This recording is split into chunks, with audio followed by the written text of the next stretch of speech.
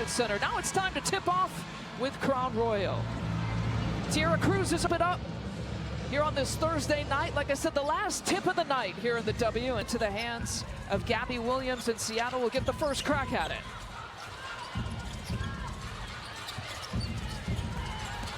Diggins driving against Rachel Banham. No call.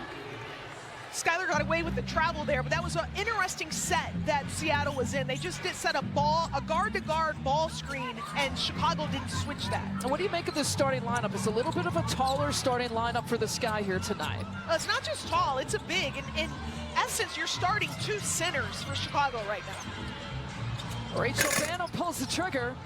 Well, both of these teams coming off of losses. The Sky have dropped their last three. Now the Storm lost big to the Wings, 87-63 in their last game. This starts 3 straight road games for Seattle. They turn it over on the second possession. Here's Rebecca Allen over to Elizabeth Williams, no problem. Ties it at 2.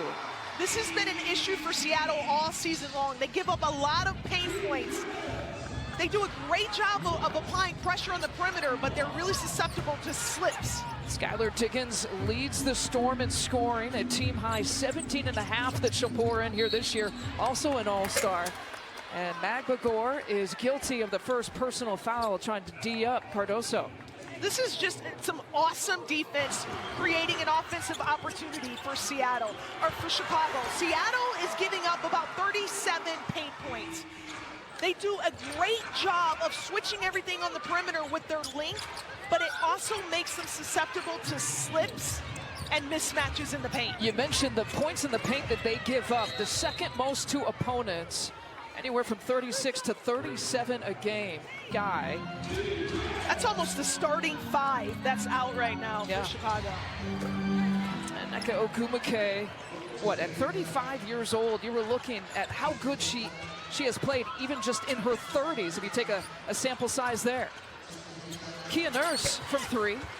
Now Nurse had a really good game coming off from Minnesota, led the team in scoring, 16 points that she poured in.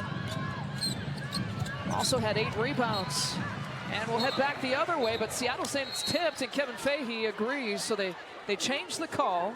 It'll be Storm basketball. You look at Noelle Quinn, the 7th head coach in the Storm history. Only person with a WNBA championship as a player, as a coach, picked it up as an assistant back in 2020. I coached against Noelle when she was a student athlete at UCLA, and I was in the, back then it was called the Pac-10. And she was, you want to talk about competitive fire as an athlete, doesn't surprise me at all that she got into coaching. She's also got that familiar face, Pokey Chapman, on the sideline, working for her for about the 4th straight year. All right, Gabby Williams to take it out for the Storm. 16 seconds here to work with. Ogwumike on 2.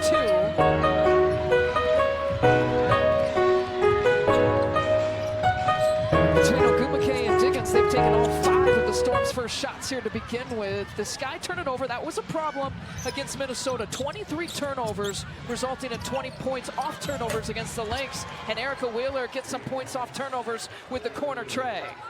That's an area of Erica Wheeler's game where she has really improved this last season, is behind the arc. Rachel Banham feeding Cardoso, brilliantly done. The pass, the catch, and the finish. This is something that I'm going to keep my eye on all night, Lisa, is Seattle's ball screen defense. How are they going to keep Chicago out of the paint on their rolls and slips? Mag Bagor draws the foul against Cardoso. She had a foul defense, so both of them have a foul each now. That is a matchup here to watch. And so the advantage, the strengths of each player relates to the weaknesses of the other. And what I mean by that is Camila is very physical. You notice that the foul that Ezzie got was trying to guard Camila in the paint in transition. Meanwhile, Ezzie is a face-up post player, and that's been an issue that Camila has had against post players who aren't really back to basket, but who like to face up. Ezzie Mag Bagor, 5 of the last 6 games, she's been in double figures. She sinks in the free throw attempts, 2 for 2. Tyler Marsh had talked about the turnovers against Minnesota. Felt like they were real physical and they gave into that. Cardoso with the miss. Talk about physicality. Magbagor goes down to the floor. Doesn't matter for Diggins. Didn't have the numbers, but she's still pushing. Magbagor for three, off the mark, the left side of the rim. She's shooting 16% from there. Has only made 4 3-pointers for the season. Here's Banham. Side step three, not there. Only shot it 4 times against Minnesota on Tuesday. That was a season low since she's been a starter. And I think that's the impact of not being able to play with Ariel Atkins. Ariel Atkins was that extra ball handler that Rachel Banham needed to play with in order to give herself some opportunities to score. Skylar Diggins, her second field goal, her first 3-pointer. Yeah, you're right. With the players that the Sky are missing, you're absolutely right. It's almost like a starting 5. There's Kia Nurse, who pours it in from the baseline, her first points.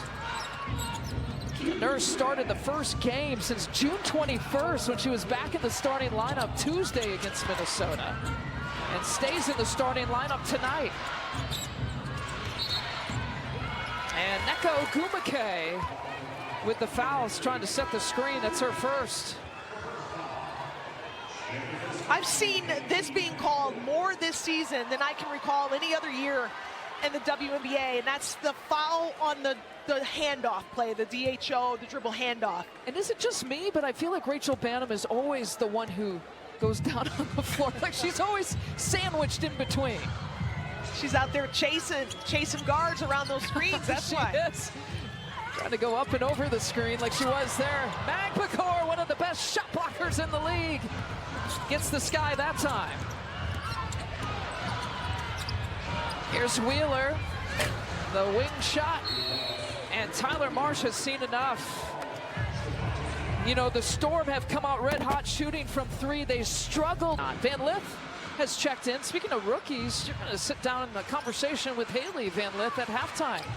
Great conversation. We're putting the rookies to it here tonight. Haley Van Lith coming off the most minutes that she's played on Tuesday in her career. 6 seconds, has to put it up.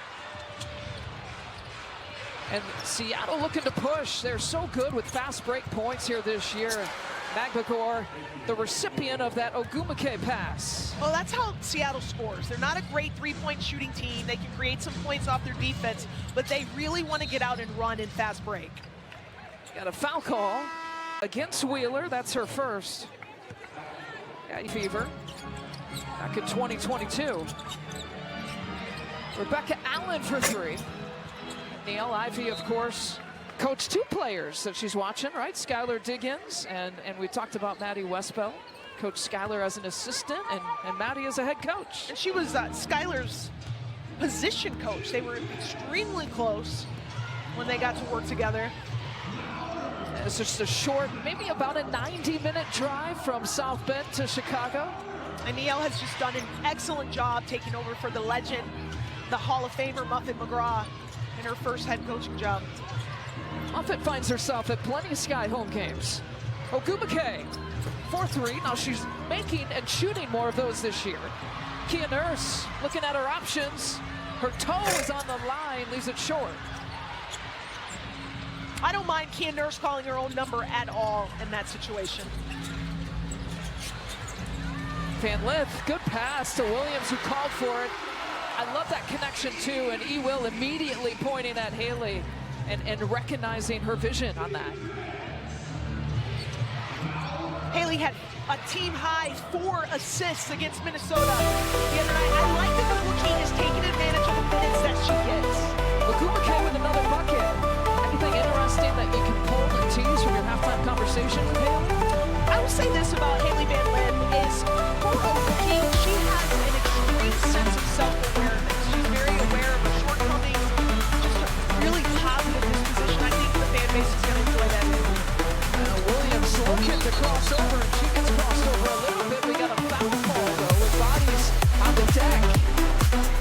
And it looks like a foul on Ogumake. That'll be her second, and you see Quinn's reaction. Well, I didn't know if the officials were going to, who they were going to call that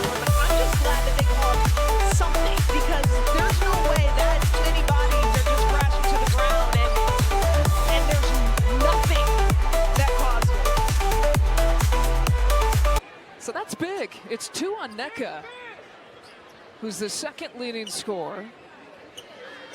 An all-star starter once again. In fact, Diggins and Ogumike were teammates with Angel Reese on Team Collier last weekend. Here's Van Lith, who pulls up from the elbow. And one and done there for the Sky. Gabby Williams draws the contact and will get a free throw coming. Van Lith's first personal.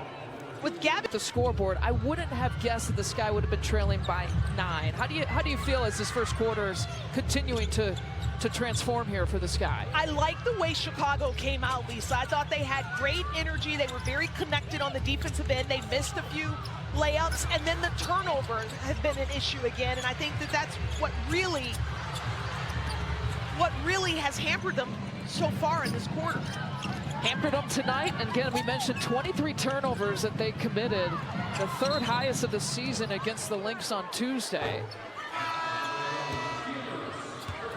And a foul against Kia Nurse, her first.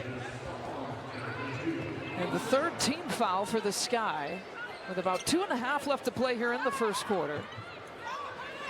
Largest lead has been 14. This is a tough matchup for Chicago. When you just look right now on the court, other than the rookie Malanga, every player for Seattle right now are seasoned vets. And they're playing against a very young team. Chicago has 2 rookies in the game right now and a sophomore. Now Cardoso draws the foul on Malanga. To score before Seattle can get set up is going to behoove them. Magellan Corporation, a specialty steel distributor with a heart of gold and proud sponsor of the Chicago Sky. Talk about Niele Ivey watching some of her former players. Pookie Chapman watching Cardoso. The 2 of them linked up at AmeriCup. Pookie Chapman, the head coach of the Brazilian team.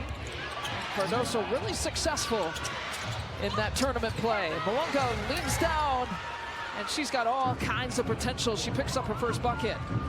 What I like about the rookie Malanga is that she is not afraid of physicality.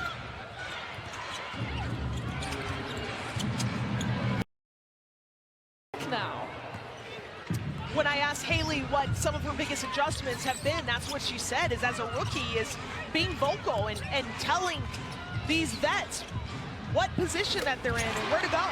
Rachel Panam, she'd been waiting for that one and missed her first 2 attempts, sinks that one no problem. You see Chicago's dropping back in the zone. So on makes, it looks like they're going zone on Mrs. Man. You like that decision? I do.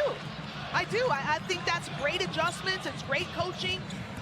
Chicago's very short-handed right now. This staff has to come up with some different schemes in order to make up for it. Van Lith, good post-entry pass. Cardoso has come to play in the first quarter. 5 points for Camila.